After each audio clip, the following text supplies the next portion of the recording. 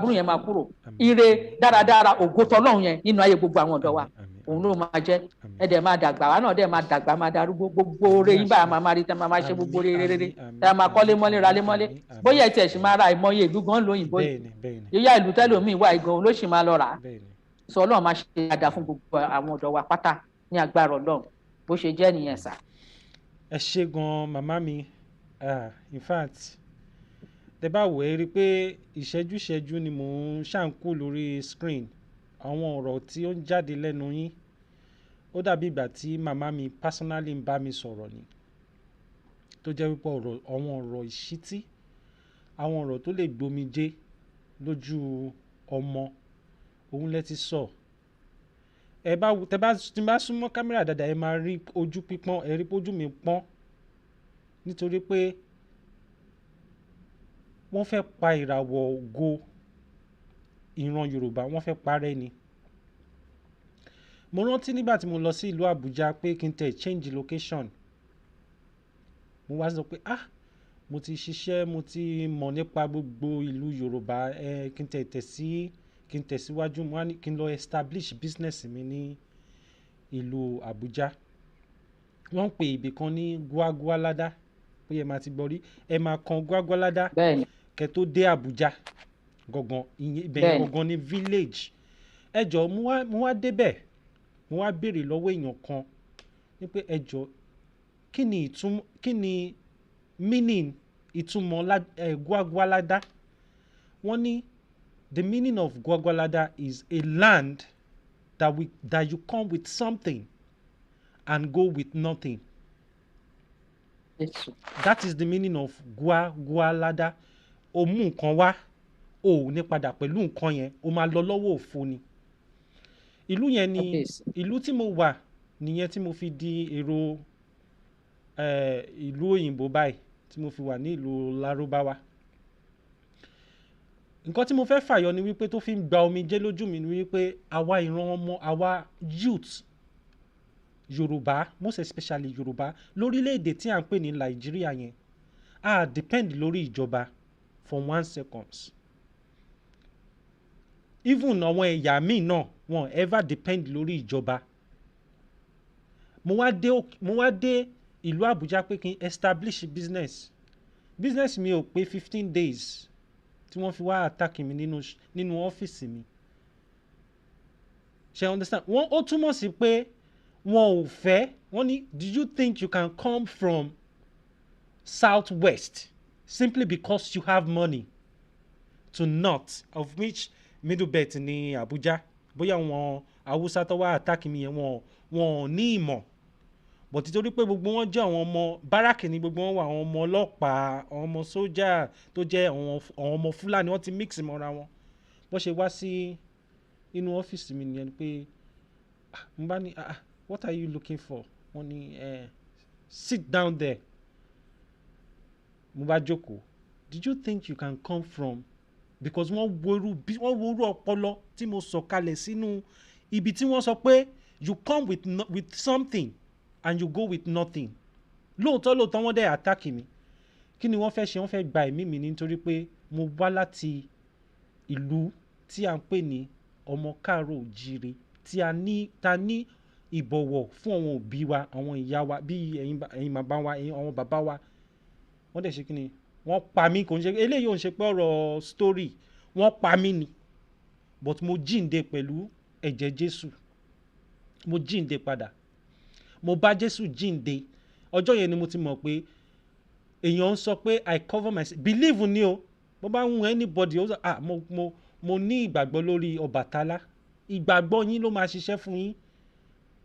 because there is power in our tongue. Ẹ wo bí màmá wa ṣe bó ṣe omi ń jábọ́ lójú mi pé kí ni wọ́n ti fẹ́ sọ ilẹ̀ wa di aṣálẹ̀.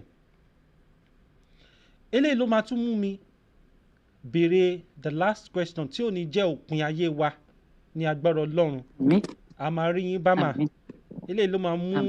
máa mú òpin wá fún ètò tí à ń ṣe lọ́wọ́lọ́wọ́. Màmá wa ẹ ṣé gan ẹ sọ̀rọ̀ nípa ọ̀dọ́ nǹkan tó dẹ̀ tún fẹ́ mú mi béèrè this particular question nìyẹn because bí mo ṣe try láti twist question yẹn pé ìjẹ́ tí àwa ọ̀dọ́ tí a bá gbìmọ̀ pọ̀ tá a sọ pé opinion wa ló gbọ́dọ̀ ṣiṣẹ́ fún nation, ẹ wo bẹ́ ṣe dáhùn ẹ ní pé ẹ ní interest pẹ̀lú ẹ̀ náà yín tó sọ pé no. Ó jẹ́ nǹkan tó really mú inú mi dùn pé olóòótọ́ mo dẹ̀ believe pé ẹ máa wà lórí òótọ́ yín, kò sí nǹkan kan ẹni tó bá ti ṣerú owó ló yẹ kó máa ṣerú àwa ló yẹ ká máa rán owó níṣẹ́, owó ló yẹ kó ṣerú fún wa, but àwọn ẹlòmíì ti sọ owó wọ́n ti sọ di ọlọ́run wọn. ṣé ti rí àwa bẹ́ ṣe sọ àwa ọ̀dọ́ a ní ìmọ̀ láti lè gbé oríṣiríṣi nǹkan sílẹ̀. Kí ni technology tó máa ṣe nígbà tí àwọn tí wọ́n ti believe ni ọ̀tọ̀ tún good nípa technology tó lè ran ilẹ̀ Yorùbá lọ́wọ́, tó lè ran ìjàngbara wa lọ́wọ́? Kí ni advice àbí kí ni ìmọ̀ yín lórí ìjàngbara? Tá bá sọ̀rọ̀ nípa ìjàngbara, kí ni technology lè ṣe nínú ìjàngbara? Ẹ ṣàlàyé fún àwọn ọ̀dọ́ tí wọ́n ti believe pé nǹkan tí ẹ ní lọ́wọ́ yẹn ó lè ṣiṣẹ́ fún ìjàngbara. Kí ni àwọn nǹkan tí ẹ rò pé technology àti àwọn oríṣiríṣi nǹkan mèremère tí àwọn ọmọ ògùn adúláwọ̀ tí wọ́n ti ń ṣe tí ó lè ran ìjàngbara yìí lọ́wọ́, ẹ bá wa yànnà náà, ẹ fún wọn ní advice kó tó di pé a máa mẹ́tò náà wá síbi parí. Ẹ ṣé gan-an. Ẹ ṣé sà. Àkọ́kọ́ mo fẹ́ dúpẹ́ lọ́wọ́ yín uncle Lamid pé mo dúpẹ́ lọ́wọ́ Ọlọ́run tó ṣẹ̀dá yín, nítorí ògo Ọlọ́run tó wà nínú ayé yín bó tilẹ̀ wù kó rí kò ní bàjẹ́ láéláé. Àmín àṣẹ. Ọlọ́run á jẹ́ kí ògo yẹn kó tàn káyé rí wípé ọmọ ológo tóun fúnra rẹ̀ ṣe lógo nìyí. Ẹ ṣé mo dúpẹ́. Nínú ìjàngbara yìí ó níye nǹkan tí Ọlọ́run ti fi sí nínú ọkàn tẹ́ ti ṣe. Òun náà ni mo ṣe ń tẹnumọ́ wípé sà wípé kápẹ́ kì í ṣe wípé ẹ jáde, kápẹ́ kì í ṣe pé ẹ lọ sí orílẹ̀-èdè kan tí àyè àti gbé ògo yẹn jáde bó ṣe ń gbé yín nínú Ọlọ́run ṣe ìyanu ẹ̀rín ṣe tó bá gbé èèyàn nínú bí Nàìjíríà ta wà yóò gbénú tẹ́ni o. Bẹ́ẹ̀ni. Ó máa jẹrà mọ́nú ni. Bẹ́ẹ̀ni. Nítorí tó bá ọ̀nà tó tiẹ̀ fẹ́ fi gbé jáde dà àfi kó lọ ṣerú àwọn kan, àfi kán mú máa wo, àfi kán mú ẹgbẹ́, àfi kán mú oríṣiríṣi, kò ní rògo yẹn gbé jáde. Ó wà nù kan tá a ṣe ń láti dé nation wa sẹ́ẹ̀. Bẹ́ẹ̀ni. Àní kò ní jà kó láriwo nú. Nàìjíríà ń ṣe one nation. Ọlọ́run ṣe ẹ̀yin youth wa ọpọlọ wà fún yín. Ẹ jọ̀ọ́ lọ wo definition nation. To be a nation. Ẹ lọ wá definition ẹ. Bẹ́ẹ̀ni. Ẹ jọ̀ọ́ tẹ́ bá ti mọ definition nation ló yẹ ká ẹ mọ̀ pé yes ojú yín ti là nìyẹn. Ìlú tẹ́ ń pè Nàìjíríà is not a nation. Orílẹ̀-èdè tí yín ni nation. Ọlọ́run dẹ̀ define it to the last. Gbogbo ọ̀nà ló fi define ẹ̀. Bẹ́ẹ̀ni. So once tẹ́ bá ti mọ̀ pé nation yìí nìyẹn, ṣé tá bá ti dé nation ti wá sìn, gbogbo nǹkan tẹ́ ògo yẹn tó ní káàkùn fẹ́ gbé jáde, ó máa easy láti gbé jáde. Nítorí a ti ṣe nǹkan tọ́lọ́run fẹ́, a ti gbélé ọ̀nà tọ́lọ́run fẹ́, ṣó ti yé yín sà. So ṣe rí àwọn youth wá sìn, àìmọye ọ̀nà, ẹ wo oríṣiríṣi ọ̀nà tẹ́yìn gan lò náà. Ṣèbí tó rẹwà lórílẹ̀-èdè kan ní, kápẹ́ wà lórílẹ̀-èdè bíi Nàìjíríà kò ṣeé ṣe. Nítorí ètò Nàìjíríà lọ́wọ́lọ́wọ́ báyìí kì í ṣe ètò Ọlọ́run, ètò èèyàn ni, ètò Lugard and Great Britain ni. Positive. Tọ́dẹ̀ sì ń lò díẹ̀ níyìí, ṣó ti yé yín sà. Tọ́ sì ń kó ọpọlọ àwọn kan, tọ́ fẹ́ gba gbogbo ìlú fáwọn kan. Ṣó ti yé yín sà. So tí ò bá ń ṣe wípé Ọlọ́run ní kẹ́ lọ sórílẹ̀-èdè kan, ṣé wọ́n ṣe àìmọye tán ti pa ògo ẹ̀ mọ́lẹ̀ bẹ́ẹ̀ náà. Tẹ́ bá dé àìmọye cemetery níbi tán sí àwọn èèyàn sí, àìmọye ògo tán sí mọ́bẹ̀. Fálọ̀ǹg la fẹ́ yẹn, ìyẹn ò tún ṣẹlẹ̀ mọ́ onílẹ̀ Yorùbá yìí. Pẹ̀lú àṣẹ ti Ọlọ́run Yorùbá ti wá sí ìmúṣẹ. Ibi tó wá burú dé sà, ṣé rí mo fẹ́ sàn kankan fún yín sà, tó yẹ ká ṣọ́ra, àwa abiyamọ tó yẹ ká ṣọ́ra. Àìmọye tẹ́ pé ní ìlú oríṣiríṣi tá a wà yìí sà, ṣe rí nǹkan tí Ọlọ́run fi dá Yorùbá kò sí ní àgbáyé. Ìtí Ọlọ́run kì í sínú Yorùbá ní dáadáa ní ìrẹ́lógo kò sí ní àgbáyé sà. Kì í ṣe ti ìgbéraga, kì í ṣe tẹ̀nóṣà ní oríṣiríṣi ìlú tá a ti dé lórí ilẹ̀ alàyè yìí. Bẹ́ẹ̀ni, bẹ́ẹ̀ni. Àdẹ̀mọ ìwà wọn. Ṣàṣẹ rí ìwà tọ́lọ̀ fi ẹ̀wọ̀n àṣà nǹkan tọ́lọ̀ fi sí àwa Yorùbá ó fẹ́ fi wá ṣe showcase fàgbáyé ni. ó fẹ́ fi wá ṣe àríwò àríkọ́ṣe sà kí ló dé ẹ ti fẹ́ máa gba marking school ẹ fẹ́ máa gba marking school tó fẹ́ jọ lọ mo ń gẹ̀ẹ́tì yín o ẹ fẹ́ lo youth fún mi bẹ́ẹ̀ yẹn youth lèmi náà o àríkọ́ṣe sà òun lọ náà fẹ́ fi Yorùbá ṣe fún àgbáyé sà ní dáadáa ẹ wá wo kí ló ń ṣẹlẹ̀ lọ́wọ́lọ́wọ́ sà àìmọye ìlú tá à ń lọ wọn ò ní ẹ̀kọ́ wọn ò ní ọmọlúwàbí wọn ò ní ẹ̀kọ́ wọn ò ní kankan wọ́n wá fẹ́ sọ àwọn ọmọ wa di bẹ́ẹ̀ o àìmọye ìlú tó yẹ pé àwọn èèyàn wá ń gbé tẹ́ pé ìwà táwọn ọmọ yẹn ń hù ó ga jù kò ṣeé fẹnu sọ kò ṣeé fẹnu ròyìn sà kò dẹ̀ sí nǹkan tóbi yẹn fẹ́ ṣe nítorí àwọn ìlú yìí wọ́n mọ̀ wọ́n fẹ́ pa ògo àìmọye ìlú rẹ́ wọ́n fẹ́ pa ògo àìmọye ìlú rẹ́ tó jẹ́ pé àwọn nìkan làwọn máa ṣe pé kò sí báwọn ò ṣe jẹ́ àfàwọn tó ṣe rí sà ṣe rí òmìnira Yorùbá ó máa ṣe pàtàkì fáwọn èèyàn wa wípé kó padà wálé ẹni tí ò bá tẹ̀ wá gbé inú ilé kó máa wálé kó máa wá kọ́ ẹ̀kọ́ kó máa fojú ẹ̀rọ oríṣiríṣi nǹkan tó dáa àwọn nǹkan mèremère sà ṣẹ́rẹ́ àwọn youth bíi tí tó ní technology nù yìí mo máa lo technology rẹpẹtẹ gan mo sì máa lò yín gan torí mo ní vision nípa àwa tá a sign petition 5 million yìí ó ní nǹkan tí mo ti ní vision tí mo ti kọ ẹ̀yin tẹ̀dẹ̀ youth yìí tẹ̀ ṣe technology ẹ̀ máa bá mi gbé jáde lágbára Ọlọ́run ẹ máa bá mi gbé jáde pẹ̀lú àṣẹ ti Ọlọ́run ìyẹn wà ń bẹ̀ ní oríṣiríṣi àwọn nǹkan tẹ̀mí gan fúnra mi tó yẹ pé ó wà ní inú èrò mi inú ọkàn mi tó yẹ pé kò tí ì sí ẹni tó ní níbikíbi ẹ gbà bẹ́ẹ̀ ẹ wo ẹja máa wòran ṣẹ́rí nípa technology yẹn nǹkan táyìn youth máa ṣe nínú tourism ni nínú healthcare ni ẹ wo èèyàn kan ó sì kì í sì wọ́n fẹ́ gbé lọ sí hospital àti ilé ẹ ti ń tẹ̀ lọ́wọ́ báyìí ẹ tó dé hospital wọ́n ti ní gbogbo information yín lọ́wọ́ bẹ́ẹ̀ ṣe ń lọ náà máa béèrè kí ló ṣe ń ṣe ó yá kí ni bp ẹ ṣe lọ kí ni kíní kan ṣe ẹ̀dẹ̀ máa ẹ́ńtà ẹ̀ sí nǹkan tó wà lọ́wọ́ yín kẹ́ tó débẹ̀ kò sí pé èèyàn kan kú sọ́nù èèyàn kan kú síbì kan Ọlọ́run níjà ara burúkú tí ẹni sí emergency tó lọ́lọ́ ti ṣoore tó pọ̀ ṣòṣó bá tán ètò pọ̀ jù nú àìsàn ìjayà ni àìlówó lọ́wọ́ ló kọ àìmọye àìsàn ṣó ti yẹ yín sà ṣẹ́rí lọ́wọ́lọ́wọ́ ètò à ń ṣe yìí sà àìmọye nǹkan táwọn youth wa lè ṣe ṣebí wọ́n mọ̀ ń pa ṣé TikTok lẹ́ ń pè ṣebí yẹn wà ń bẹ̀ àìmọye nǹkan tán lè fi polówó pé òmìnira Yorùbá ó yá kọ́níkàkùn máa sign òmìnira Yorùbá àwọn nǹkan báyìí láwọn expect ń bẹ̀ kọ́ máa fi nǹkan tó dáa hàn bóyá communication ni o bóyá tourism ni o bóyá transportation ni o bóyá classroom ni o ká máa fi ṣe àwọn nǹkan àní gbogbo tó wà nù yín ẹ bẹ̀rẹ̀ sí gbé síta ẹ máa lò ó ṣebí technology yìí náà lẹ́ ń lò ẹ gbé síta ẹgbẹ́ kí gbogbo wa share ẹ̀ bẹ́ẹ̀ ṣe máa ń sọ sharing kí gbogbo wa share ẹja ṣàánú ẹ̀ kárí tó ti yẹ yín sà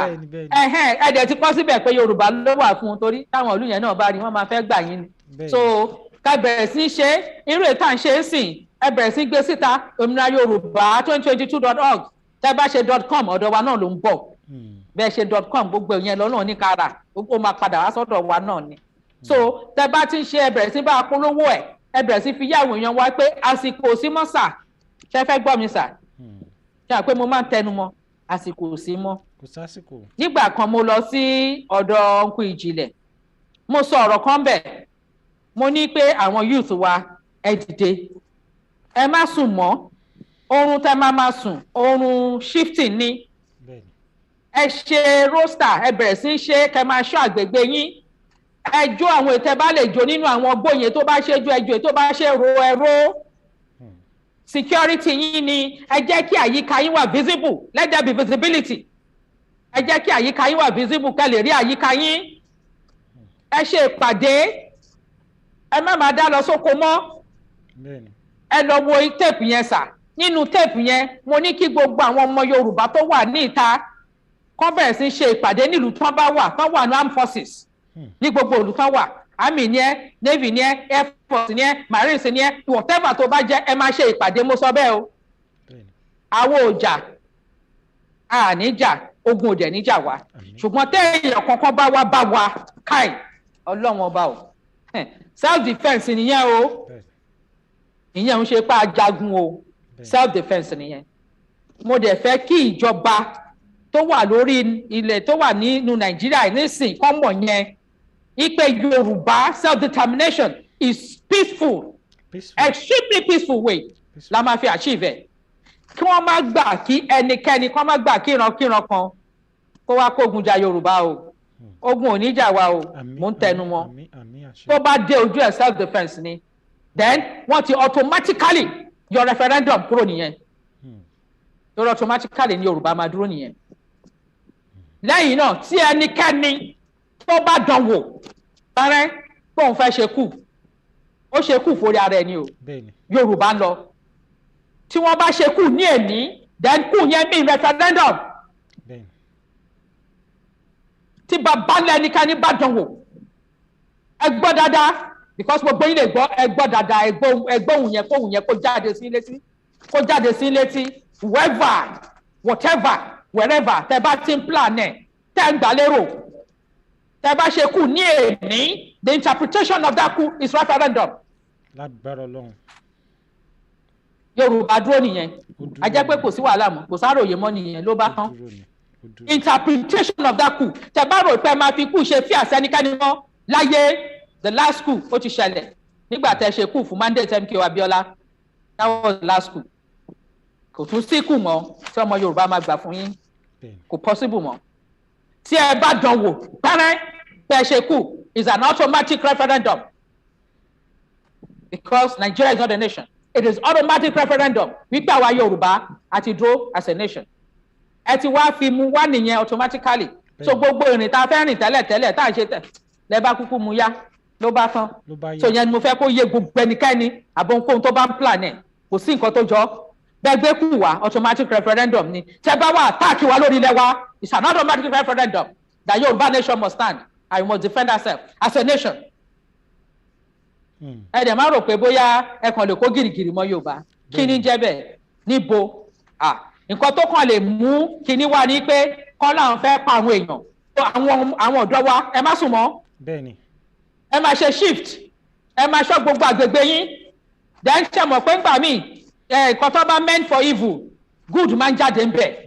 ṣáàrí gbogbo àwọn ọ̀dọ́ wa tó ti fi sóríṣiríṣi cult tó ń pè wọ́n lórúkọ oríṣiríṣi wọ́n á ní mo lọ lẹ́nu jẹ́ mẹ́ta yìí sí mo lọ wádìí orúkọ oríṣiríṣi wọ́n ní wọ́n máa ń pè wọ́n ní ẹyẹ ṣé mo gbà ayẹ ni àbáyé axe cutlass millionaire oríṣiríṣi orúkọ Ọlọ́run kó ṣàánú fún wa ṣé ìyẹn jẹ́ bíi degree àbí ìyẹn jẹ́ nǹkan ológo tábà bọ́ ṣe ń ṣe fáwọn ọmọ wa o ọmọ ṣe kóòtù yẹn kọ́ lè máa fi pa wọ́n ni o wọ́n fẹ́ pa wọ́n ni wọ́n fẹ́ pa ògo wọn kó ńlẹ̀ ni o ògo kúnnu cemetery o Ọlọ́run ní gbogbo wa sínú cemetery o ṣé wá rí gbogbo àwọn ọmọ ọlọ́mọ tó ti sọ di kóòtù yìí ẹ jọ̀ọ́ mo fẹ́ kẹ́yìn youth yẹn kẹ́ parapọ̀ ẹ bẹ̀rẹ̀ sí ṣọ́ àgbègbè yìí ẹ má pera yín lórúkọ kọ mọ́ ẹ pera yín ní pé ẹ̀yin ni alámòjútó security Yorùbá ní kẹ́ pera yín ẹ yẹ gbogbo kí ni orúkọ burúkú tẹ̀ ń lò yẹn axe ni ayé ni ẹyẹ ni whatever it is ẹ yọ dànù ẹ sọra yín lórúkọ tó dáa ògo Yorùbá security ògo Yorùbá ẹ pera yín bẹ́ẹ̀ mi mọ tó ń pè security Yorùbá security ògo Yorùbá ẹ pera yín bẹ́ẹ̀ ẹ máa ṣọ́ àgbègbè yín ẹ̀ṣọ́ ìlú ẹ dá fún yín sà kí ló dé ẹ fẹ́ lọ sí school wa mọ́ ni ẹ tún lè pè ní aṣọ́lù wọ́n kọ́ mi náà níbẹ̀ ni wọ́n kọ́ mi ní gbogbo tí mo sọ yìí mo ti wà nínú class already ẹ fẹ́ san school mo ti wà ní class mo ti kúrò ní primary 1 báyìí sí mo ti promote sí primary 2 so àti abidi àti shift díẹ̀díẹ̀ mọ́mí wa ìjẹ́jẹ́ mọ̀ pé ọmọ bẹ́ẹ̀ ṣe ń sọ ọmọ Yorùbá kan tí a bí tí wọ́n fi orí ẹ̀ sọlẹ̀ sí orílẹ̀-èdè Yorùbá ìjẹ́jẹ́ mọ̀ pé ó ti coding gbogbo àwọn coding PHP Java gbogbo àwọn code tá a máa ń kọ ní gbogbo àgbáyé ìjẹ́jẹ́ mọ̀ pé ọmọ Yorùbá ó ṣe coding títí ẹ̀ ní èdè Yorùbá fún àwa ìran Yorùbá kó lè wà easy fún wa láti lè ṣe kíni láti lè bẹ̀rẹ̀ sí ní mọ̀ pé ìgbésẹ̀ tó bá jábí if this if this ṣe mọ gbogbo àwọn code tí a máa ń kọ ní back end yẹn bẹ́ẹ̀ni ó ti kọ́ ní èdè Yorùbá débi pé ẹni tí ò lè sọ English á build application fún ilẹ̀ Yorùbá ẹni tí ò lè sọ English ẹ wá wò nínú èdè wa bí wọ́n ṣe kọ́kọ́ gba èdè lẹ́nu wa tí wọ́n wá fi òyìnbó ṣe the general language ní orílẹ̀-èdè Yorùbá pé èdè òyìnbó ni ó ṣe kókó òun ló fi ń kọ́ wa ní ẹ̀kọ́ ní school ó dẹ̀ jẹ́ èdè elédè lẹ́ ń fi by force fi kọ́ wa ní ẹ̀kọ́ báwo ló ṣe fẹ́ yé àwọn ọmọ òun ní agbèrò ṣe pọ̀ òun lè ṣe rí i pé gbogbo àwọn tó ń ṣiṣẹ́ fún MC Olúọmọ ẹnu mi gbà ní MC Olúọmọ ní ìlú Èkó tí wọ́n ti ìsọjí ayé wọn gbogbo àwọn ọ̀dọ́ tí wọ́n ń ṣe agbèrò tó ń ṣe conductor reason ni wípé èdè òyìnbó yẹn ò yé wọn ní school òun ló ṣe kí ni ló ṣe stand school ló ṣe conductor ló ṣe bẹ̀rẹ̀ sí ní ṣe àṣemáṣe oríṣiríṣi tó fẹ́ máa fún ìran Yorùbá ní orúkọ tí ò dáa ìjẹ́ tí wọ́n bá ń fi èdè Yorùbá fi kọ́ wa ní ẹ̀kọ́ ní yunifásitì nǹkan tí akẹ́kọ̀ọ́ mi tó máa ń sọ ní yunifásitì ní èdè Yorùbá àwa ní tó bá fi ń kọ́ wa ìjẹ́ ní lot of graduates tó ti máa build the motto a ní àwọn ọ̀dọ́ tó jẹ́ wípé nínú Yorùbá Global Youth tí wọ́n ti build the drone tó ń fò lókè from scratch ni mà a ní àwọn ọ̀dọ́ nínú Yorùbá Global Youth tí wọ́n ń ṣe bàtà tí wọ́n ń fi label made in China sí lára nítorí pé kí ni kí àwọn èèyàn tó bá rí kọ́ lè rà kọ́ máa sọ pé made in ilẹ̀ Yorùbá ṣe mọ̀ pé àwa Yorùbá náà ni à nífẹ̀ẹ́ rà nítorí pé ọmọ Yorùbá ló ṣe ìjẹ́ ó tọ́ kí a má lè sọpọ́tì ẹni tí even kí Nàìjíríà má sọpọ́tì ọmọ náà ó yẹ kí àwa Yorùbá ká bẹ̀rẹ̀ sí ní gbárùkù tí àwọn tí wọ́n ń ṣe nǹkan mèremère innovation oríṣiríṣi tí wọ́n ti ń ṣe bàtà tẹ́ bá dé Mushin Italian shoe ẹ máa rí lọ́wọ́ àwọn ọmọ Yorùbá tí wọ́n ń ṣe tó ń build ẹ̀ correct original authentic but wọn wá ní fi orúkọ pé made in Yorùbá land wọn ò ní fi sí wọn á fi made in China káwọn èèyàn bá lè rà ṣó tọ́ kí irú advice wo lẹ fẹ́ fún àwọn tí wọ́n ń fi label yẹn náà sí eléyìí la máa fi ká ètò yìí nílẹ̀ pátápátá nítorí pé ìyẹn náà tún jẹyọ nínú ọ̀rọ̀ yín ṣó tọ́ kí àwa ìran Yorùbá ká má sọpọ́tì ara wa nípa pé ọmọ mi ń ṣe ọmọ wa ni ẹ jẹ́ ká lò ẹ jẹ́ ká bá rà á ẹ jẹ́ báwo ẹ mọ̀ pé owó pépà ni pépà ordinary paper òun ló fi ń ra gold ní ọwọ́ wọn tí wọ́n ní resources ordinary paper so ó dẹ̀ yẹ kó jẹ́ wípé mo lè ṣe bàtà ọ̀rẹ́ mi lè ṣerun ó lè gẹrun kí n lọ bá kó gẹrun fún mi kí n fún ní bàtà ni ṣe mọ̀ pé change by barter ṣe rí i pé kò sí pé bóyá mo fún ní paper ordinary paper tí ó ní value tó lè ya but nǹkan tí mo ṣe fún yẹn ẹlòmíì máa rí ó máa fẹ́ wá patronize onítọ̀hún yẹn pé jọ wá fún mi but wọ́n ti fi paper wọ́n ti fi gba gbogbo nǹkan lọ ní ọwọ́ àwọn tí wọ́n build nǹkan so irú advice wo lẹ fẹ́ fún àwọn ọ̀dọ́ tí wọ́n ti ń build irú bàtà irú oríṣiríṣi technology tí ó ti wà in fact ní social media náà oríṣiríṣi nǹkan tí wọ́n ń ṣe báwo ni àwọn bàbá wa àwọn èèyàn wa àwọn ọ̀rẹ́ wa àwọn family wa bó ṣe lè support ṣé kò yẹ kó support irú ẹni bẹ́ẹ̀ ẹ jọ̀ọ́ ẹ bá wa fún wọn ní advice ká fi ká ètò pátápátá nílẹ̀ eléyìí ò ní jẹ́ àṣemọ wa ẹ ṣe ẹ̀yin tẹ́ ń wò wá lé ìjẹ́ ń gbádùn ètò yìí ṣé ń gbádùn màmá wa in fact mo ti látẹ̀ní lọ ọmọ yín ni mí sìn ẹ ti ní new son confam nìyẹn confam nìyẹn kò sí lọ kábọ̀ nù yẹn. mo máa pè yín mo mọ̀ pé mo ti ní kankan lọ́wọ́ but àti síyìn lọ mo máa bẹ̀rẹ̀ sí ní pè yín máa gbọ́ advice lẹ́nu yín nípa ìgbésẹ̀ tí bá fẹ́ gbé bẹ́ẹ̀ ni ẹ ṣe gan ẹ bá wà fún àwọn. ṣe rí sà àkọ́kọ́ mo kọ́kọ́ fẹ́ sọ wípé ṣe mọ̀ pé trade by barter àtẹ́sọ yẹn àwọn òyìnbó máa ń ṣe lọ́wọ́lọ́wọ́ sìn ó wà lóyìnbó so àìmọye store wọn tẹ́ pé tẹ́ bá mú nǹkan lọ ẹ lè tún lọ fi mú nǹkan míì ẹ máa mú nǹkan wọlé ẹ̀yin á submit nǹkan tẹ́ bá débẹ̀ ẹ̀ dẹ̀ mú nǹkan tó wù yín àìmọye oríṣiríṣi tó ń ṣe o tẹ́pẹ́ tẹ́ bá ṣe sáfíìsì fẹ́lòmíì sáfíìsì náà lè máa tún fi return fẹ́lòmíì wọ́n kọ́ lọ́dọ̀ wa ni o wọ́n jẹ́ káwọn tọ̀dọ̀ wa sọnù ṣẹ́rí sà ṣẹ́rí bẹ́ẹ̀ ṣe pé mò ń sọ fún yín wípé ṣe pé mi ò kú sínú mítìn nìyẹn mi ò mọ association tẹ́ ń sọ yẹn ṣùgbọ́n mo mọ̀ èmi mọ̀ ni torí mo mọ Ọlọ́run tí mo ní mo dẹ̀ mọ nǹkan tó ń bá mi sọ nípa àwọn youth wa mo mọ ògo tó dà sí wọn ní ayé tó pọ̀ ní mo mọ̀ yẹn ni wọ́n ní wọ́n pé kọ́ mo mọ̀ dáadáa ẹ wo sà kí n tó lè máa sọ gbogbo ẹnu mo fi sọ ọ́ wípé àwọn youth wa sẹ́ wọ́n máa wà nínú àwọn tó jẹ́ billionaires ní àgbáyé ní tí mo mọ̀ ní sà ṣe é rí nǹkan tẹ́ ń sọ yìí sà ó kàn túbọ̀ jẹ́ kí ó ń gbé mi nínú gan wípé ọ̀la ọlọ́la yìí ni independent Yorùbá nation ọ̀la ọlọ́la yìí ni 5 million yẹn pé ọ̀la ni ó ṣàgbé mi nínú tí wọ́n á ní jẹ́ máa sùn mọ́ báyìí o nítorí eré yẹn ká tètè dé Yorùbá nation yẹn ló wá ń ṣe mí báyìí so that gbogbo àwọn nǹkan wọ̀nyí abẹ́ẹ̀sì àwọn tó ti ń ṣe àtúnkó wọn mọ́ra ẹjọ́ kí lẹ need kó tún fi rọrùn ẹjọ́ kí lẹ tún ti fẹ́ ṣe òun ni mo ṣe sọ fún pé rí àyè mi mọ́ gidi Ọlọ́run ló ṣe yẹn fún mi ọ̀dọ̀ àwọn bàbá àsàlẹ̀dẹ̀ ni mo ti kọ́ yẹn l'Amẹ́ríkà wọ́n ní wọ́n pè òsì ń bẹ̀ nǹkan tó fi dún bẹ́ẹ̀ ni mo sọ fún yín Ọlọ́run ṣoore yẹn fún mi àwa náà mọ̀ Ọlọ́run fi hàn wá so tá a bá rí ṣẹ́rí gbogbo àwọn youth wa yìí tí wọ́n ti ní oríṣiríṣi idea èmi á sọ pé kó ní kálukú máa kọ́ ẹ̀sùn kọ́ pamọ́ nítorí kí ni pé tá a bá ti délẹ̀ Yorùbá wa yìí a máa bẹ̀rẹ̀ ẹ̀yin lẹ máa kọ́kọ́ bẹ̀rẹ̀ trademark ẹ̀yin lẹ máa bẹ̀rẹ̀ patent wípé authority lórí gbogbo kinní yìí tọ́rọ́ sì máa lọ káàkiri àgbáyé o ilẹ̀ Yorùbá nìkan kọ́ la máa ti ra o gbogbo ayé lóyìn máa ra o so a máa wá béèrè pé kí lẹ need láti lè gbé kinní yìí kó dé international standard kó tún kọjá nǹkan tó ń pè ní international standard okay kí lẹ need a lè provide ẹ̀ fún yín gẹ́gẹ́ bí ìlú owó ni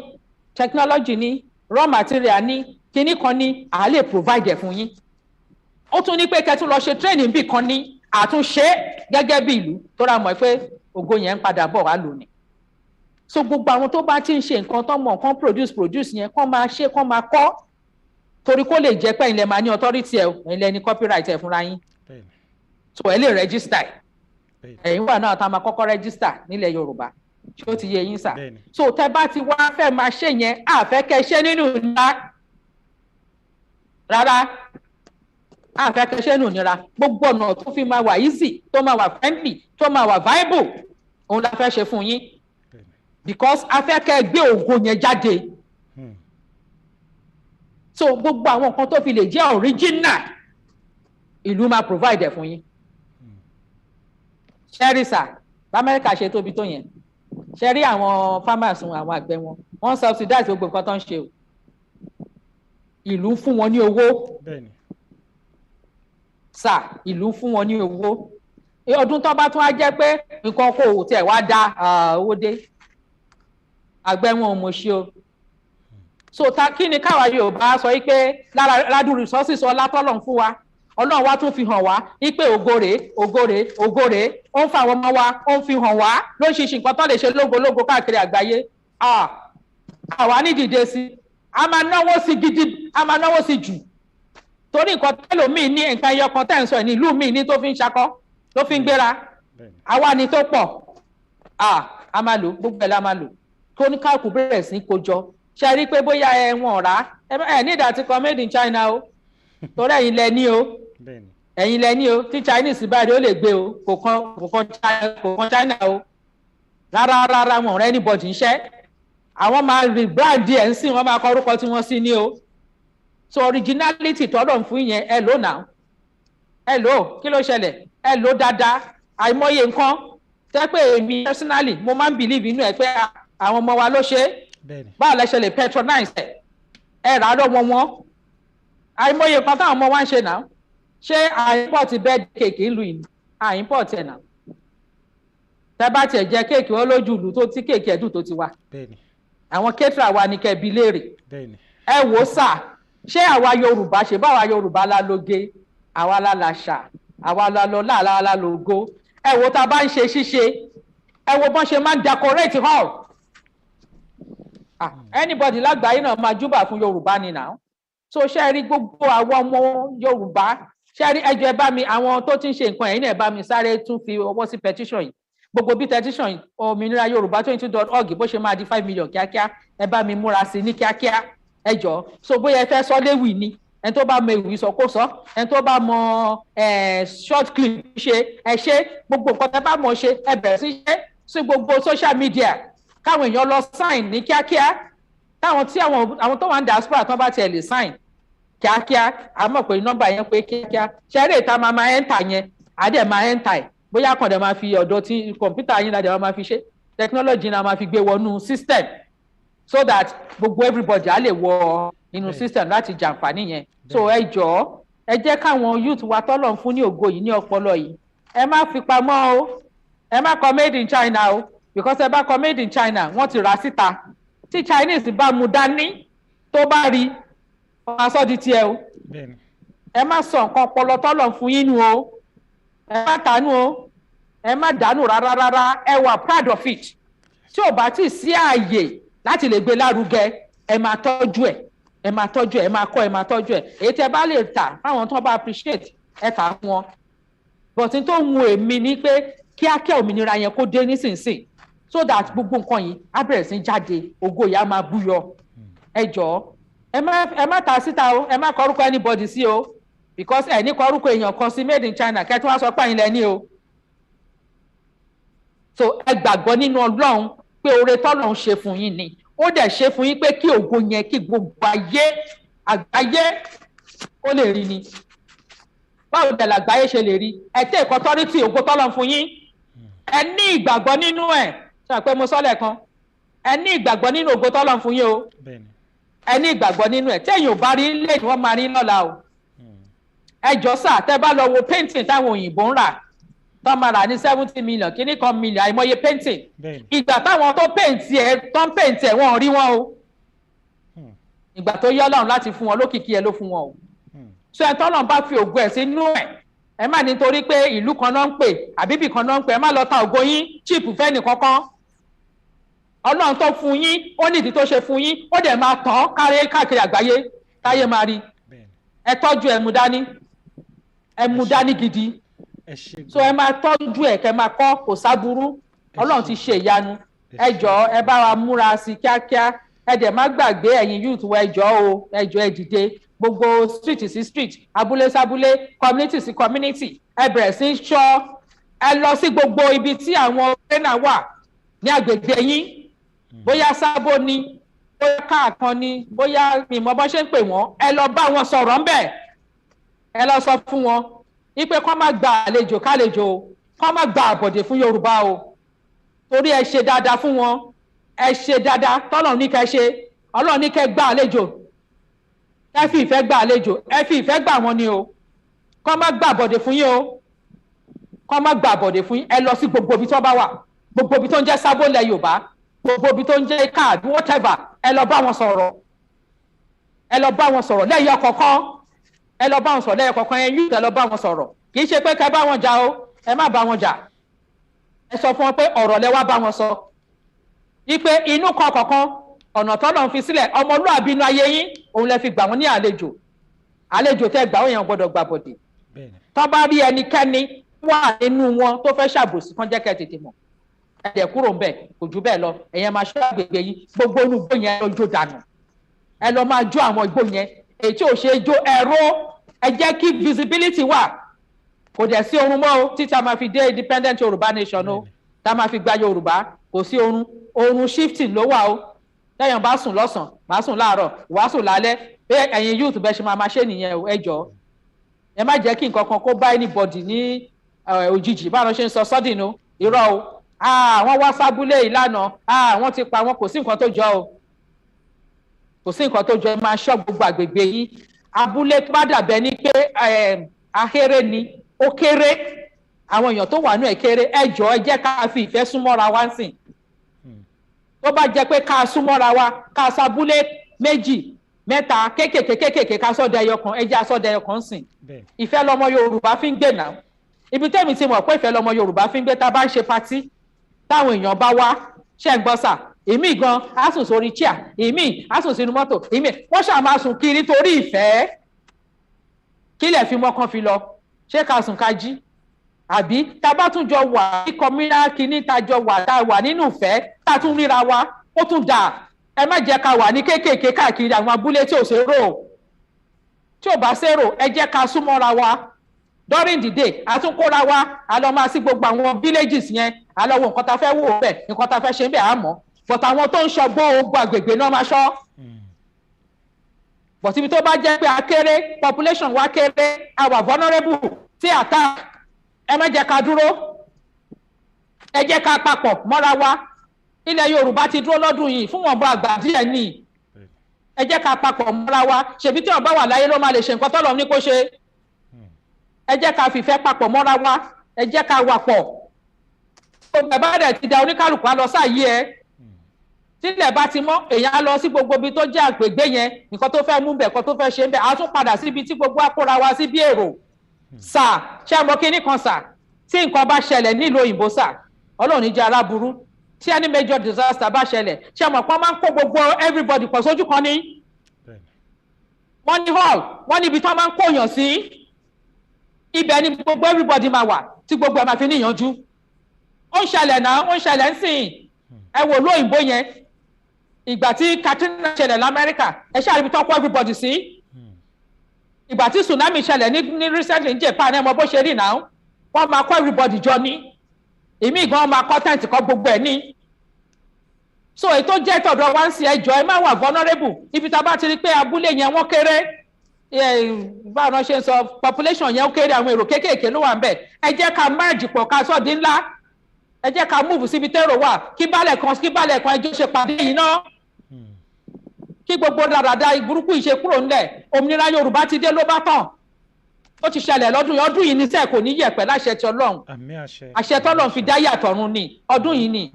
2022 yìí ni ẹjọ́. ètí brọ́dà mi tún sọ tún jẹ́ kí ó jẹ́ kó tún máa jẹ́ kó tẹ̀ wá fẹ́ mú ṣẹlẹ̀ lọ́la yìí. káwọn ògo wọ̀nyí bẹ̀rẹ̀ sí ní búyọ. èmi mọ̀ ní pé ògo yẹn wà bẹ́ẹ̀, mo mọ̀ ní. gbogbo ẹnu mo fi sọ, gbogbo ọmọ tí gbogbo wa bí ọmọ ológo la bí. ọmọ tó máa ṣe rere tó jẹ́ pé gbogbo àṣìṣe àtẹ̀yìnwá àwọn máa correct ẹ̀ pẹ̀lú ògo yìí ni. ẹ jọ̀ọ́ ẹ jẹ́ tètè ṣe o, Ọlọ́run á fún gbogbo wa ṣe. bọ́dà mi mo dúpẹ́ gan ni, ẹ ṣé o, ẹ ṣé ẹ kúṣẹ́. mo mọ̀ pé time ti lọ gan níbi tẹ́ wà, ẹ kọ́ àìsùn gbogbo gbà, ẹ ní ṣe lásán, ojú òní tì yín o. ẹ jọ̀ọ́ ẹ máa bá a sọ fún gbogbo àwọn èèyàn wa o, òmìnira Yorùbá 2022.org. Yorùbá nation ló ti di dandan. ẹ ṣé gan màmá mi. mo fẹ́ fi àsìkò yìí kí n fi dúpẹ́ lọ́wọ́ yín. èmi ọmọ yín ni o, mi ò tó láti gbé yín dìde ní àṣálẹ́ yìí. tí ẹ dìde tán láti wá sí orí Yorùbá Sọjí TV, ó tọ́pẹ́. mo dúpẹ́ mo dúpẹ́ pẹ́ òkun. ẹ ṣé gan tí ẹ wá sórí ètò wa. mo dẹ̀ dúpẹ́ pé kò sí ìjọra ní lójú nínú ọ̀rọ̀ yín. ẹ wò pé ọmọ kékeré yìí ló fẹ́ gbé yín wá sí orí program ẹ̀. ẹ dẹ̀ ṣe kí ni ẹni ó ti tó ṣáàmù date. but mo wá fẹ́ sọ lẹ́ni, mo fẹ́ sọ àsọtẹ́lẹ̀ ní pé ìgbà tí n bá máa tún gbé yín padà wá sórí Yorùbá Sọjí TV, a fẹ́ wá celebrate ni. a fẹ́ wá celebrate Yorùbá nation pé ó wá sí ìmúṣẹ ni. nítorí pé mi ò kí ń fi bẹ́ẹ̀ gbéyàn wá sí orí program. tẹ́ bá wo àwọn program mi talk show, mo máa sọ̀rọ̀, máa dá gbogbo nǹkan tó wà nínú mi máa sọ jáde. tí bá dẹ̀ ti sọ wọ́n wò mo ti kó gbà mí wọlé. but mo gbé yín wá lẹ́ni. gbígbé yín wá sórí ètò yìí kò ní jẹ́ òpin fún yín lágbára Ọlọ́run. ọ̀kọ̀ọ̀kan gbogbo àwọn tó dẹ̀ ń wò wá nílé náà, ọ̀kọ̀ọ̀kan ni gbogbo wa máa sùn láṣàlẹ̀ yìí, ọ̀kọ̀ọ̀kan dẹ̀ la máa jí ní tójú oorun dójú kú o. màmá wa, mo dúpẹ́ lọ́wọ́ yín. mo wà lórí ìdọ̀bálẹ̀ o, ẹ ṣé. ẹ ṣé mo dúpẹ́. inú mi dùn. a sì máa tún gbé yín wá nítorí pé àwọn tọ́pìkì wà lágbára Ọlọ́run. àwọn tọ́pìkì kan wà fún àwọn ọ̀dọ́ tí máa fẹ́ kí ẹ tún bá wa treat dáadáa kó lè yé àwọn ọ̀dọ́. ẹ̀yin ọ̀dọ́, ọ̀rọ̀ lẹ ti gbọ́ lẹ́nu màmá wa, abiyamọ afọ̀já gbọ̀rọ̀gbọ̀rọ̀. wọ́n ti in fact ọ̀tọ̀ ni bí mo ṣe pèlò, bí ẹ̀mí ṣe darí, òun la ṣe ṣe ètò yìí. the only solution, the only way to Yoruba Nation is to sign the petition www.ominirayoruba.org ẹ lọ buwọ́ lu 2022 brother mi ẹ ṣe ọdún yìí ni o lọ́dún yìí bí ọdún màmá yìí wa ni ṣe o. sọ nǹkan táwọn màmá wa dẹ̀ sọ wọ́n ní kò sí plan B ẹ má gbàgbé lórí ètò wọ́n ti sọ pé kò sí nǹkan kan tó ń jẹ́ plan B nínú ọ̀rọ̀ wọn ó mì pé gbogbo àwọn tí wọ́n ń sọ̀rọ̀ plan B yẹn àwọn ò bá wọn ní rárá plan B mì pé a fẹ́ fìyàn lẹ̀ kó wá ṣe kóun náà gbégbá ìgbò a ní plan B màmá yìí dẹ̀ dúró lórí òótọ́ yẹn gbogbo ẹ̀yin tẹ́ wà lórí plan B ẹ tètè kó lórí plan B torí pé plan B lè gbé yín ṣubú ó dẹ̀ lè gbé ògo ó lè jẹ́ kí ilẹ̀ Yorùbá kó parun pátápátá ká má ní orísun mọ́ so kí ló dé tí gbogbo wa ò lè wá sí ìṣọ̀kan ká sọ pé Yorùbá Nation most especially ẹ̀yin ọba wa ẹ̀yin gọ́vnà wa a nílò yín àwọn òwà à ń búyàn lórí ètò yìí ẹ darapọ̀ kó tó di pé ó máa pẹ́ òun lẹ ti gbọ́ lẹ́nu màmá wa ẹ ṣe gan tí ẹ̀yin làwọn máa ojoojúmọ́ làwọn máa rí yín tínú wa máa dùn lágbára Ọlọ́run à ní rí yín ká bànújẹ́ ní agbára Elédùmarè ẹ ṣe gan máa fẹ́ sọ fún yín pé kẹ́ kí gbogbo àwọn aráalé kó tó di pé ẹ máa kúrò lórí ètò ẹ ṣe gan ma. ẹ ṣe àdúpẹ́ ẹ ṣe Ọlọ́run á wà pẹ̀lú gbogbo wa o a máa bára wa nínú ayọ̀ mo dẹ̀ fẹ́ kí a tún ní ìgbàgbọ́ ká dẹ̀ máa sọ ní ẹnu torí wọ́n ní agbára àṣẹ wà lórí ahọ́n ẹ jẹ́ ká máa sọ wípé òmìnira Yorùbá 2022 wípé independence tá a fẹ́ wá gbà fún ògo ni o ògo Ọlọ́run nínú ayé àwọn ọmọ Yorùbá ògo kí ògo wa kó búyọ ni kí ọlá wa ire wa kó búyọ kárí gbà kárí lò ní agbára Ọlọ́run láìsí ogun láìsí ìtàjẹ̀sílẹ̀ nínú ìfọ̀kànbalẹ̀ inú ìrọ̀rùn ni ẹ jẹ́ ká ní ọkàn bẹ́ẹ̀ ẹ jọ̀ọ́ ẹ̀yin youth wa ẹ bá wa súnmọ́ oore yẹn oore tọ́lọ̀ ń gbé sínú yín ògo tọ́lọ̀ ń gbé sínú yín ire tọ́lọ̀ ń gbé sínú yín ẹ jọ̀ọ́ ẹ súnmọ́ ẹ attach mọ́ ẹ connect mọ́ ẹ wà pẹ̀lú ẹ ẹ lè lò fún ògo Yorùbá tó ti wá sí ìmúṣẹ ní 2022 yìí kò ní yẹ o ní agbára ti Ọlọ́run ní àṣẹ ti Ọlọ́run àwọn èèyàn dá sí wọn ò dá sí wọn ní ìgbàgbọ́ wọn ò ní ìgbàgbọ́ wọn ṣe àṣẹ ni tọlọ́run tó bá sọ̀rọ̀ kò tún padà sí mọ́ lẹ́nu ó ti sọ pé orílẹ̀-èdè lòun dá Yorùbá ó dẹ̀ ti yá kó orílẹ̀-èdè yẹn wá sí ìmúṣẹ nínú ayé tuntun yìí ó láti wá sí ìmúṣẹ ó ti wá sí ìmúṣẹ ní ìgbà kan rí tí àwọn amúnisìn àwọn ìkà àwọn ọ̀dàlẹ̀ àwọn ẹni bí àwọn ẹni èṣù tán dá gbogbo ẹ̀rú Ọlọ́run wá ní ó yá àsìkò ti tó kẹwàárì ráìtẹ̀ òun fẹ́ dà kó lọ padà dáadáa fáwọn ọmọ Yorùbá ó ní ó yá déédé àsìkò yìí ọmọ Yorùbá ó yẹ dìde ẹ gbéra ẹ bẹ̀rẹ̀ sí jẹ́ orúkọ yín ògo yín tó ń gbé fún wa ó ní ká bẹ̀rẹ̀ sí jẹ ká bẹ̀rẹ̀ sí lò káàkiri àgbáyé nítorí náà ẹ̀yin youth wa ẹ jọ̀ọ́ ẹ bẹ̀rẹ̀ sí connect mọ́ ògo yín mo dẹ̀ fẹ́ kẹ́ ẹ mọ̀ dájúdájú pé kò sí nǹkan tó ń jẹ́ one Nigeria one nation ẹ lọ wá definition nation ẹ rí ẹ dẹ̀ tún lọ wá definition self determination ẹ rí pé right wa ní láìsí ẹjọ́ láìsí àròyé being a nation being an ethnic nationality ethnic nationalism ló ń pè ẹ lọ wá gbogbo ìtumọ̀ tí mò ń sọ ethnic nationalism ẹ lọ wá nation ẹ lọ wá ẹ rí pé gedegbe lọ́lọ́run ṣe fáwọn ọmọ Yorùbá láìsí wàhálà láìsí ìdààmú so nítorí náà ẹ attach mọ́ yẹn identity yẹn mo fẹ́ kẹ́ attach mọ́ wípé nation ní Yorùbá right to self-determination right wa ni ẹ jìnnà pátápátá sí nǹkan tó ń pè ní selection election whatever it is ẹ jìnnà sí kì í ṣe fún ìran Yorùbá election gidi gangan ó máa wá ní orílẹ̀-èdè Yorùbá tàdé máa ṣe ètò bọ́lọ̀ ṣe fẹ́ ká ṣe ìgbékalẹ̀ bọ́lọ̀ ṣe fẹ́ ká gbé kalẹ̀ a máa ṣe so gbogbo ògo yẹn á lè máa búyọ ṣẹ́rí èyí tí wọ́n ń pè yẹn selection election yẹn oko ẹrú ni o kò dàrú ẹ lọ wo constitution tán kọ 1999 kò dàrú òkè tẹ́ ẹ̀ bá wá fẹ́ ka gbogbo ètò ọkọ ní 99 yẹn ẹ̀yẹn ka amendment tán ṣe ẹ kàn ká ìwọ̀nba amendment yẹn kẹ́ wá rí wípé wọ́n túbọ̀ ríra wọn mọ́lẹ̀ ń pẹ́ fòkò ẹrú láti gbalẹ̀ onílẹ̀ láti gbogbo ológo láti gba gbogbo nǹkan tó jẹ́ to everybody ẹ lọ ka amendment wọn ó wà ń bẹ́ẹ̀ ẹ lọ kà á kẹ́yìn fúnra ara yín rí kẹ́yìn fúnra ara yín gbọ́ kò dẹ̀ sí nǹkan tẹ́nikẹ́ni lè mọ̀ ṣe ní gbogbo tó ń jẹ́ Nàìjíríà yìí mo fẹ́ kẹ́yìn youth mọ̀ bẹ́ẹ̀ kò sí nationality náà tó wà ní Nàìjíríà yìí tó lè gbérí àfi tó ní káàkù bá dúró ìdí ni wípé àsopọ̀ yẹn is by man not by God ìpìlẹ̀ tẹ́ bá dẹ̀ gbé sílẹ̀ tí ò ṣe nípa ti Ọlọ́run irọ́ ni o.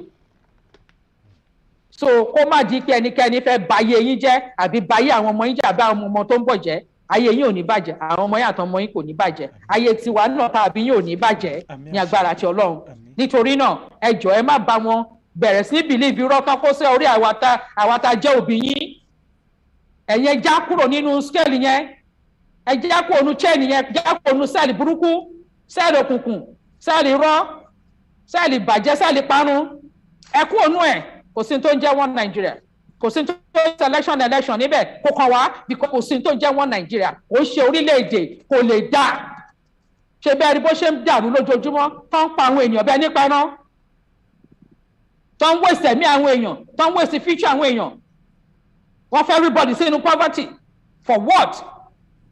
Enough is enough. Ẹ jọ̀ọ́ ẹ dìde, àsìkò ti tó. Ọlọ́run á wà pẹ̀lú wa. Ẹ ṣé mo dúpẹ́ brother mi. God bless you, God be with you. Ẹ ṣé, ó dàárọ̀. Ó dàárọ̀ ma, ó dàárọ̀, ó dàárọ̀. Ẹ ṣé, God bless you. Ó dàárọ̀ ma, love you ma, bye bye. Ọ̀rọ̀ lẹ ti gbọ́ yẹn ẹ̀yin èèyàn wa ni pé kò sí nǹkan kan tó ń jẹ́ one Nigeria. Inú mi dùn gan pé gbogbo àwa tí a wà lórí ètò látòrí bàbá mi Michael Bello, ẹ káàbọ̀ sí, ẹ ṣé tí ẹ darapọ̀ mọ́ wa lórí ètò yìí. Treasure Road, ẹ ṣé gan. Adébọ́lá Olúrọ̀mbí, ẹ ṣé. Godwin Isaac, ẹ ṣé gan tí ẹ darapọ̀ mọ́ wa lórí ètò yìí. Mo tún kí bàbá mi àbúrò mi Mars B TV, mo kí ẹ, mo kí ẹ, mo kí ẹ, mo kí ẹ. Ẹ ṣé gan tẹ́ wá sí orí mi. Kí bàbá mi náà Daniel màmá mi Daniel Adéwùnmí, ẹ ṣé tí ẹ wá sórí ètò yìí. Ẹ bá wa tẹ love, kẹ bá wa share ètò yìí káàkiri kí gbogbo most especially àwọn ọ̀dọ́ kí wọ́n rí pé ọ̀nà tó tọ́ òun ni Yorùbá nation, because it takes the thing of the spirit to understand the things of the spirit. The things of the spirit is Yorùbá nation. So tabadẹ ti ní understanding àti mọ̀ pé yes Yorùbá nation ni à ń lọ. Then àwọn kan tó máa ń sọ, wọ́n máa ń sọ pé history will forgive you for taking a wrong decision, but history will never forgive you for not taking any decision at all. Yorùbá nation decision might be a wrong decision, but you will have story to share. But if you take the decision at the right time, it might be a right decision for the liberation of all the generation comes 2020 títí wọ 50 years to come. Wọ́n máa rántí gbogbo àwa tí àwa ń wájú tí a jìjàǹgbara yìí. Ẹ jẹ́ kí a tẹra mọ́, ẹ jẹ́ ká tẹra mọ́. Most especially the only solution to fasting Yorùbá nation is to sign this petition. Màá fẹ́ kí gbogbo wa kí a lọ buwọ́lù. Gbogbo ẹ̀yin ẹ wo contact yín, ẹ contact àwọn ọ̀rẹ́ yín, àwọn ọmọ Yorùbá tẹ ní lórí contact. Ẹ sọ fún wọn pé ṣé mo lè sign on your behalf? Kẹ̀dẹ̀ ṣe kí n tó bá ti sọ pé yes òun fẹ́ Yorùbá, because kò ń ṣe gbogbo èèyàn ló máa fẹ́ wá sí orí understand, ló máa fẹ́ lọ ṣe fúnra rẹ̀. Tẹ bá bá àwọn ọ̀rẹ́ yín sọ̀rọ̀, tẹ bá wọn chat pé petition kan ń lọ lọ́wọ́lọ́wọ́ o, ṣé o ní interest sí afẹ́ Yorùbá fẹ́ dá dúró?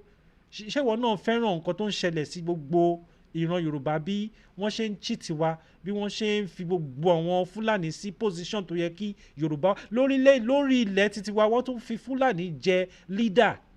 overhead lórí ilẹ̀-èdè títí wa. Ṣó yẹ kó rí bẹ́ẹ̀? Kò yẹ kó rí bẹ́ẹ̀. So ẹ jẹ́ kí gbogbo wa ká sọjí ayé wa. This is Yorùbá Sọjí TV.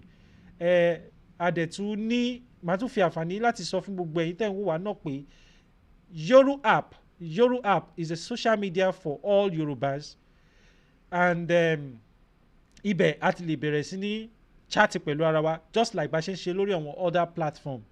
A dẹ̀ fẹ́ kí ó wà stronger. Tí a bá rí yín lórí ẹ̀, àwa developer ta develop ẹ̀, orí wa ò tún ní wú láti tún add more features to it. A ní Yoru app, a ní Gbàjáre is an emergency app. Tẹ́ bá lọ sórí Google Play Store, ẹ máa rí ẹ̀kọ́ type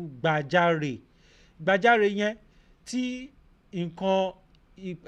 tí a bá rí nǹkan emergency, ẹ lè sáré ṣe kí ni, kẹtẹ SOS save our soul, save our soul, láti lè pe àkíyèsí àwọn warriors, àwọn jagunjagun orílẹ̀-èdè Yorùbá tó jẹ́ wípé wọ́n ti ṣèbúra pé àwọn ready láti fi ẹ̀mí wọn fi serve Yorùbá nation, tí ààbò tó péye kó lè wà lórílẹ̀-èdè wa. Òun ni a ṣe app yìí. A ní pàjáwìrì, a ní gbàjarè. Pàjáwìrì yàtọ̀, gbàjarè yàtọ̀. Function wọn the same thing ni, but futures tí wọ́n ní ó yàtọ̀ síra wọn. Real life time, real life location ó wà lórí gbàjarè. Real life bí ẹni yẹn ṣe move. Irú àwọn fídíò tá à ń rí online tí wọ́n ń kidnap, tí wọ́n ń gba fóònù lọ́wọ́ wọn, a ò ní sọ́délẹ̀. Ó yẹ kó yé yín ibi tí mo ń sọ́dé. So ẹ lọ download gbàjarè fún ààbò yín ni. Kò ní ní láti sanwó, ní láti ṣe anything. Ṣé you understand? Ẹ kò lè support app yẹn nítorí pé àwọn security a ní láti ra àwọn nǹkan, ẹ understand, bíi ọ̀kadà fún wọn tó máa fi máa move from one place to another láti lè make sure pé orílẹ̀-èdè wa ó wà well secured. A dẹ̀ tún pèlò ọjọ́ ọjà presently a ti fẹ́ parí ẹ̀, àwọn tó wà available lórí Google Play Store. Ọjọ́ ọjà jẹ́ ibi tí àwa ìran Yorùbá, àwa ọmọ Yorùbá tí a ní àwọn bí àwọn tí mo sọ̀rọ̀ ẹ̀ pé wọ́n ń ta bàtà, wọ́n ń ṣe nǹkan mèremère. Ẹ lè gbé àwọn ọjà yín yẹn kẹ́ upload ẹ̀ sí orí ọjọ́ ọjà kí gbogbo ọmọ Yorùbá tó wà ní gbogbo àgbáyé kí wọ́n rí store yín pé yes, Ọmọ́tọ́lá ó ń ṣe bàtà, Ọmọ́tọ́lá ó ń ṣerun, Oyèfẹ̀sọ̀ ó ní saloon, barbing saloon. Location ibi tí ẹ wà wọ́n máa lè sọ ok, mo fẹ́ wá ṣe ní nearby ni o, ẹ máa rí lórí ọjọ́ ọjà yẹn. So àti pẹ̀lú ẹ̀ sílẹ̀, a ní provider app, a dẹ̀ ní customer app, àwọn buyer and sellers lórí tó jẹ́ different app ni. Ẹ download ẹ̀yin tẹ́ fẹ́ tà, ẹ̀yin tẹ́ fẹ́ rà, app ọ̀tọ̀ọ̀tọ̀. Ṣé ti understand? Ẹ kò máa, ó tún wá ní nǹkan kan nínú. Ẹ lè tún ṣe kíni, ẹ tún lè bára yín chat nínú ẹ̀. Ẹ lè bára yín chat, kẹ́ bá seller, kẹ́ bá wọn chat lórí ọjọ́ ọjà. The same thing pẹ̀lú gbàjarè. Ẹ lè bá àwọn security, kẹ́ bá wọn chat tó wà ní àgbègbè yín pé mo wá láti ìlú Èkó, ìjẹ́ àwọn aṣọ́lú ní location tí ẹ wà wọ́n wà nítòsí yín, so that should in case of necessity ẹ lè tètè ṣe kíni, ẹ lè pe àkíyèsí wọn sí agbègbè tẹ́ wà yẹn pé ìpèníjà wà ń bíbá yìí o. Wọ́n á ṣe kíni, wọ́n á dẹ̀ respond on time. Kò ń ṣe pé bóyá èèyàn tó wà ní Ọ̀ṣun ó fẹ́ lọ attend sí ẹni tó wà lÉkòó. Ẹ máa rí nearby lórí gbàjarè, nearby security ẹ máa rí lórí gbàjarè, the nearby warriors ẹ máa rí wọn lórí gbàjarè. Ẹ̀yin nìkan dẹ̀ lẹ́ máa rí. Kò kí ń ṣe nǹkan tó máa wọ̀n sí gbogbo àgbáyé nítorí pé ó ní àwọn access tá máa fún àwọn tí wọ́n wà lórí ẹ̀. So Oòduà gbè wá, kò ní gbé ọ̀dàlẹ̀. Ọmọ Yorùbá òótọ́ ni mí, ọmọ ìlú Ìbàdàn, Ọ̀yọ́ state ni mo ti wá. Orúkọ mi kò yí padà, Comrade Lamid Akanbi, Yagbo Yaju, ọkùnrin ogun. Ẹ̀yin la máa bá o, àwa lẹ máa rí. A ò ní fi ẹnì kankan ṣàwátì nínú Yorùbá nation yìí. Àwọn ọ̀tún níta ẹ̀jẹ̀ ẹnì kankan sílẹ̀ lórí Yorùbá nation. Ẹ lọ sign petition, go and sign that petition. It's very important for Yorùbá liberation, kí a lè gba orílẹ̀-èdè wa long time. So for now, màá kí yín pé ó dàbọ̀. Ẹ tún pàdé wa ní ọjọ́ mìíràn. Ẹ mọ̀ pé kò ń ṣe gbogbo ìgbà náà ni a máa ń jáde. Tá bá ní important information, òun la máa ń wá sórí ètò. So ẹ subscribe sórí YouTube channel wa, kẹ́dẹ̀ ṣe kí ni, kẹ́tẹ̀ bell button, because a máa ṣe àwọn ètò kan ìdánilẹ́kọ̀ọ́ bí a ṣe lè bẹ̀rẹ̀ sí ní gba cryptocurrency. Mo ti máa ń sọ, but mo ṣì ń try láti verify àwọn cryptocurrency yẹn kó tó di pé màá gbé sí gbogbo àgbáyé, nítorí pé a ti ṣe àwọn mistake kan sẹ́yìn tí ó fẹ́ máa fa ìsọlẹ́nu. So ìgbà tí a bá ti ṣe tí ọ̀rọ̀ yẹn tó yanjú dáadáa, then I introduce ẹ̀ sí yín, ẹ̀yin náà lè ṣe kí ni, ẹ lè máa benefit ẹ̀. Ẹ subscribe, because tẹ́ bá subscribe ẹ máa miss out. So ẹ subscribe sórí Yorùbá Sọ́jí TV, ẹ bá wa pín, ẹ jẹ́ kí ó káàkiri gbogbo àgbáyé. Ẹ ṣé gan, ó dàbọ̀ for now.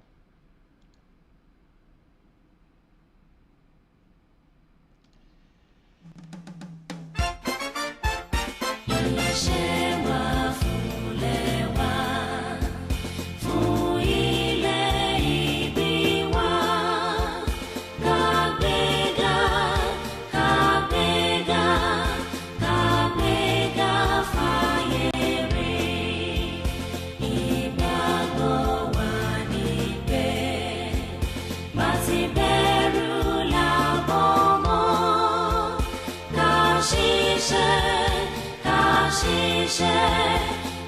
ṣiṣẹ́ ká dọ́là